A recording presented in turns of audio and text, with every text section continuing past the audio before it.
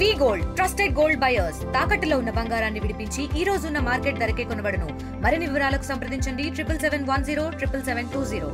ఆంధ్రుల అభిమాన నటుడు, అంతేకాకుండా విశ్వవిఖ్యాత నట సార్వభౌమ నందమూరి తారక రామారావు గారు రాజకీయాల్లో కూడా అలుపెరగని యోధుల్లాగా ఎన్నో రికార్డులు సృష్టించిన నందమూరి తారక రామారావు గారు మా ఆరాధ్య దైవం. వారిని స్మరించుకుంటూ ఇవాళ ఆయన వర్ధంతి కార్యక్రమాన్ని ఇక్కడ ఎన్టీఆర్ భవన్లో జరుపుకుంటాం. అందరూ కూడా తెలుగుదేశం కార్యకర్తలు, నాయకులు కూడా అందరూ పాలు పంచుకున్నారు. ముందుగా వారిని ఏ రంగంలో అయినా రికార్డులు సృష్టించడంలో ఆయనే సాటి. మనం సినిమా రంగంలో చూస్తే అన్ని రికార్డులు, సిల్వర్ జూబ్లీ సినిమాలు, ఎన్నో సినిమాలు చూసి సినిమా రంగంలో ఒకనొక టైంలో ఉన్న రికార్డులన్నీ ఆయన చుట్టే తిరిగేవి. అదేవిధంగా 9 నెలల సమయంలో తెలుగుదేశం పార్టీని పెట్టి 9 నెలల్లో అధికారంలో తీసుకొచ్చి ప్రపంచ రికార్డు నెలకొల్పిన వ్యక్తి కూడా నందమూరి తారక రామారావు గారు. వారి ఆశయ సాధనలో తర్వాత మన గౌరవ ముఖ్యమంత్రి నారా చంద్రబాబు నాయుడు గారు, అంతేకాకుండా తెలుగుదేశం కుటుంబ సభ్యులమైన మేమందరం కూడా వారి అడుగుజాడల్లోనే నడుస్తూ పార్టీని మరింత ముందు తీసుకెళ్ళాం.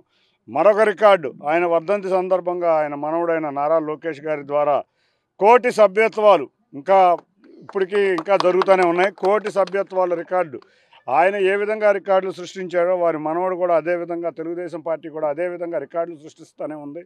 తప్పకుండా 1,000,000 మంది సభ్యత్వాలతో ఆంధ్రప్రదేశ్ రాష్ట్రంలో ముందుకు దూసుకువెళ్తా ఇవాళ స్వర్ణాంధ్రప్రదేశ్ని తయారు చేయడంలో మన గౌరవ ముఖ్యమంత్రి గారు ముందుంటున్నారు. రామారావు గారు ఏదైతే కూడు గూడు నీడ నినాదంతో తెలుగుదేశం పార్టీని స్థాపించారో అదే నినాదంతో మేమందరం కూడా ముందుకు వెళ్తా రేపు రాబోయే కాలంలో 2047 విజన్ స్వర్ణాంధ్రప్రదేశ్ ద్వారా మరొక్కసారి ఆయన ఆశయాన్ని సిద్ధించే విధంగా మేమందరం కృషి చేస్తున్నాం. వీటన్నిటికన్నా ముఖ్యంగా ఇవాళ ఎన్టీ రామారావు గారి వర్ధంతి సందర్భంగా నిన్నే ఒక తీపి వార్త కూడా విన్నాం.